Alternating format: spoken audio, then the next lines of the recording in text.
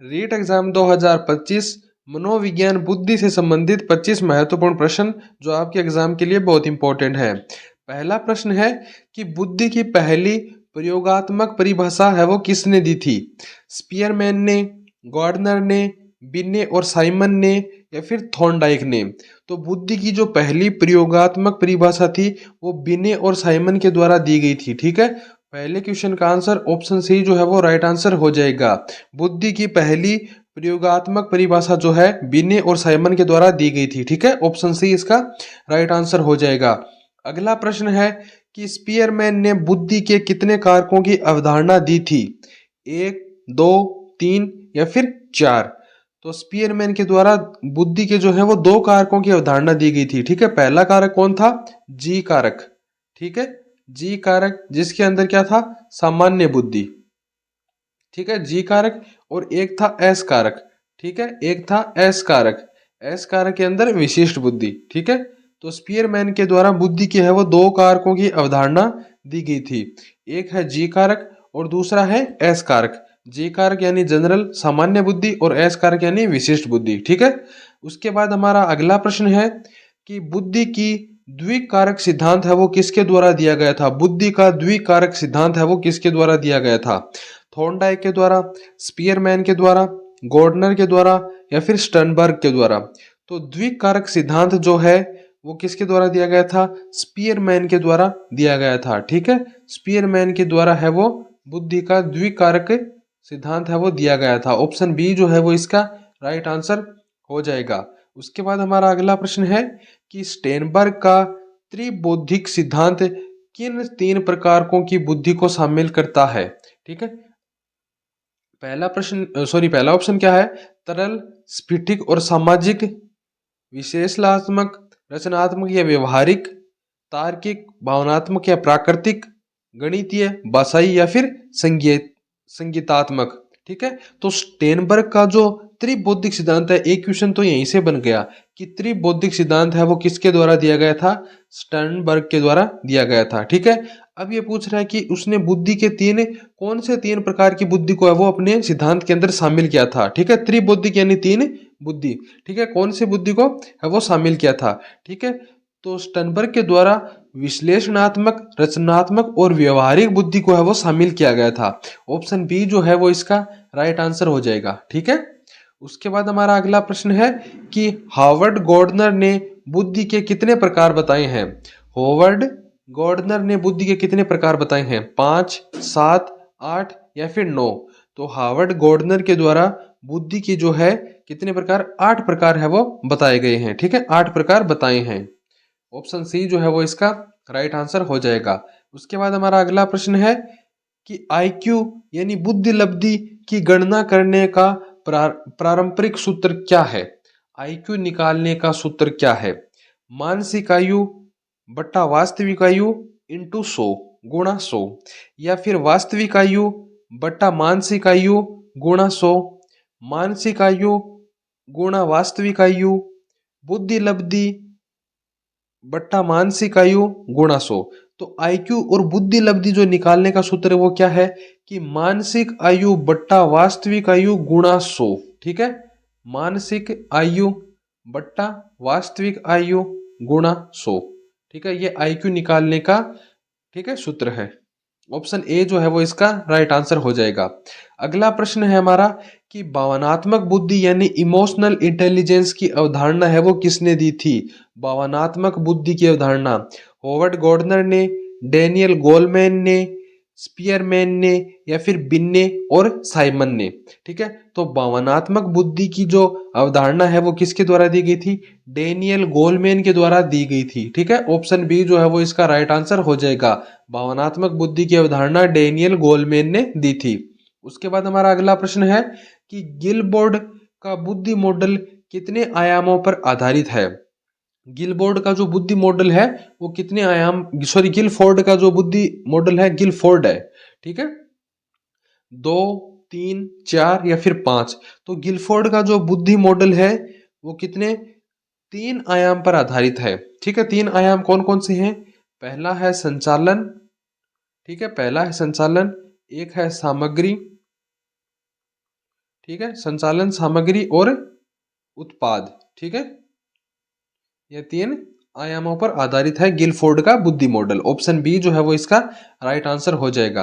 अगला प्रश्न है हमारा कि बुद्धि परीक्षण में स्टैनफोर्ड बिने स्केल का उपयोग किसके लिए किया जाता है? व्यक्तित्व परीक्षण के लिए, रचनात्मक परीक्षण के लिए, बुद्धि परीक्षण में, या फिर संज्ञानात्मक विकास परीक्षण के लिए। ठीक है, तो स्टैनफोर्ड बिने स्केल का प्रयोग जो है बुद्धि परीक्षण के लिए किया जाता है। ठीक है, ऑप्शन सी जो है वो इसका राइट आंसर हो जाएगा। बुद्धि परीक्षण के लिए स्टैनफोर्ड बिने स्केल का उपयोग किया जाता है। ठीक है, उसके बाद हमारा अगला प्रश्न है कि बुद्धि की बहुकारक सिद्धांत मल्टीपल फैक्टर थ्योरी किसने दी थी? बहुकारक सिद्धांत थ्योरी किसने दी थी? थॉर्नडाइक ने, गॉर्डनर ने, स्टनबर्ग ने, या फिर थर्स्टन ने? इसका जो राइट आंसर है वो हो जाएगा थर्स्टन ने। ठीक है, बहुकारक सिद्धांत मल्टीपल फैक्टर थ्योरी जो है थर्स्टन के द्वारा दी गई थी। ऑप्शन डी जो है वो इसका राइट आंसर हो जाएगा। उसके बाद हमारा अगला प्रश्न है कि किस प्रकार की बुद्धि में तर्क, गणित और समस्या समाधान की क्षमता शामिल होती है? भाषाई बुद्धि में, तार्किक गणितीय बुद्धि में, अंतःव्यक्तिगत बुद्धि में, या फिर प्राकृतिक बुद्धि में? इसका जो राइट आंसर है वो हो जाएगा तार्किक गणितीय बुद्धि के अंदर। ठीक है, ऑप्शन बी जो है वो इसका राइट आंसर हो जाएगा। ठीक है, अगला प्रश्न है हमारा कि आईक्यू शब्द का पहला उपयोग किसके द्वारा किया गया था? आईक्यू शब्द का पहला प्रयोग किसके द्वारा किया गया था? स्टर्न के द्वारा, बिन्ने के द्वारा, थॉर्नडाइक के द्वारा, या फिर गोल्डमैन के द्वारा? ठीक है, राइट आंसर क्या हो जाएगा? स्टर्न के द्वारा। आईक्यू शब्द का जो पहला उपयोग है वो स्टर्न के द्वारा किया गया था। ऑप्शन ए जो है वो इसका राइट आंसर हो जाएगा। अगला प्रश्न है हमारा कि बुद्धि की तरल, फ्लूइड और स्फीतीय क्रिस्टलाइज्ड प्रकार की अवधारणा है वो किसने दी थी? यानी बुद्धि जो है वो तरल होती है और या फिर स्फटिकीय यानी क्रिस्टलाइज प्रकार की होती है, अवधारणा किसने दी थी? केटल ने, गोल्डमैन ने, गॉर्डनर ने, या फिर बिन्ने ने? तो ये जो अवधारणा है वो केटल के द्वारा दी गई थी। ठीक है, केटल के द्वारा। ऑप्शन ए जो है वो इसका राइट आंसर हो जाएगा। उसके बाद हमारा अगला प्रश्न है कि प्रगति मैट्रिक्स परीक्षण, प्रोग्रेसिव मैट्रिक्स टेस्ट का निर्माण किसने किया था? वेक्सलर ने, रेवेन ने, थर्स्टर ने, या फिर गॉर्डनर ने? ठीक है, प्रगति मैट्रिक्स परीक्षण का जो निर्माण है वो किसके द्वारा किया गया था? रेवेन के द्वारा किया गया था। ऑप्शन बी जो है वो इसका राइट आंसर हो जाएगा, रेवेन। ठीक है, अगला प्रश्न है हमारा कि वेक्सलर बुद्धि परीक्षण में मुख्य रूप से कितने स्तर होते हैं? वेक्सलर बुद्धि परीक्षण में कितने स्तर होते हैं? 2, 3, 4, या फिर 5? तो वेक्सलर बुद्धि परीक्षण के अंदर है वो 3 स्तर होते हैं। ठीक है, ऑप्शन बी जो है वो इसका राइट आंसर हो जाएगा। अगला प्रश्न है हमारा कि बुद्धि को समायोजन की सामान्य योग्यता है वो किसने कहा था? बुद्धि की समायोजन की सामान्य योग्यता बिने ने, स्टर्न ने, थॉर्नडाइक ने, या फिर स्पीयरमैन ने? तो समायोजन की सामान्य योग्यता जो है वो थॉर्नडाइक के द्वारा कहा गया था। ऑप्शन सी जो है वो इसका राइट आंसर हो जाएगा। अगला प्रश्न है हमारा कि थर्स्टर ने बुद्धि को कितने प्राथमिक मानसिक क्षमताओं में विभाजित किया था? 5, 7, 9, या फिर 11? ठीक है, तो थर्स्टन ने बुद्धि को जो है प्राथमिक मानसिक क्षमताओं में 7 भागों में विभाजित किया था। ऑप्शन बी जो है वो इसका राइट आंसर हो जाएगा। ठीक है, उसके बाद हमारा अगला प्रश्न है कि आईक्यू स्कोर का औसत सामान्य रूप से कितना माना जाता है? मतलब औसत जो होता है आईक्यू का वो कितना माना जाता है? 50, 70, 100, या फिर 130? तो आईक्यू स्कोर का औसत सामान्य जो औसत होता है वो कितना माना जाता है? 100 माना जाता है। ठीक है, ऑप्शन सी जो है वो इसका राइट आंसर हो जाएगा। अगला प्रश्न है कि वेक्सलर स्केल के अनुसार प्रौढ़ बुद्धि परीक्षण का नाम क्या है? WAIS, WISC, WPPSI, स्टैनफोर्ड बिने टेस्ट? तो प्रौढ़ बुद्धि परीक्षण का नाम क्या है? WASI। ठीक है, WAIS जो है प्रौढ़ बुद्धि परीक्षण का नाम है। ठीक है, अगला प्रश्न है हमारा किस मनोवैज्ञानिक ने रचनात्मक बुद्धि यानी क्रिएटिव इंटेलिजेंस की अवधारणा दी थी? गॉर्डनर ने, थर्स्टर ने, स्टेनबर्ग ने या फिर स्पीयरमैन ने। ठीक है, तो क्रिएटिव इंटेलिजेंस की जो अवधारणा है, रचनात्मक बुद्धि की जो अवधारणा है, वो किसके द्वारा दी गई थी? स्टर्नबर्ग के द्वारा दी गई थी। ऑप्शन सी जो है वो इसका राइट आंसर हो जाएगा। अगला प्रश्न है हमारा कि मानसिक आयु, मेंटल एज की अवधारणा सबसे पहले किसने विकसित की थी? गॉर्डनर ने, स्टर्न ने, बिने और साइमन ने या फिर गोलमैन ने। तो मानसिक आयु जो मेंटल एज है उसकी जो अवधारणा है वो बिने और साइमन के द्वारा है वो विकसित की गई थी। ऑप्शन सी जो है वो इसका राइट आंसर हो जाएगा। अगला प्रश्न है हमारा कि तरल बुद्धि मुख्य रूप से किससे संबंधित होती है? अनुभव से, समस्या समाधान और नवीनता से, यादाश्त से या फिर भाषा कौशल से। तो तरल बुद्धि जो मुख्य रूप से है वो किससे संबंधित होती है? वो होती है समस्या समाधान और नवीनता से। ऑप्शन बी जो है वो इसका राइट आंसर हो जाएगा।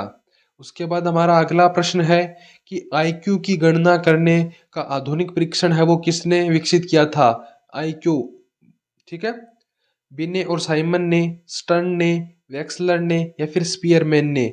तो आईक्यू गणना का जो आधुनिक परीक्षण है वो किसके द्वारा किया गया था? वो वेक्सलर के द्वारा प्रस्तुत विकसित किया गया था। ऑप्शन सी जो है वो इसका राइट आंसर हो जाएगा। अगला प्रश्न है कि थॉर्नडाइक के अनुसार बुद्धि के कितने मुख्य प्रकार होते हैं? 2, 3, 4 या फिर 5।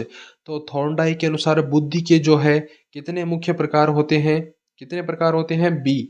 ऑप्शन बी जो है 3 प्रकार होते हैं। ऑप्शन बी जो है वो इसका राइट आंसर हो जाएगा। उसके बाद हमारा अगला प्रश्न है कि अंतः व्यक्तित्व बुद्धि, ठीक है, इंटरपर्सनल इंटेलिजेंस किस प्रकार की बुद्धि का उदाहरण है? तार्किक बुद्धि का, सामाजिक बुद्धि का, संवेगात्मक बुद्धि का या फिर संज्ञानात्मक बुद्धि का। ठीक है, तो अंतः व्यक्ति बुद्धि जो है वो किसका उदाहरण है? सामाजिक बुद्धि का। ऑप्शन बी जो है वो इसका राइट आंसर हो जाएगा।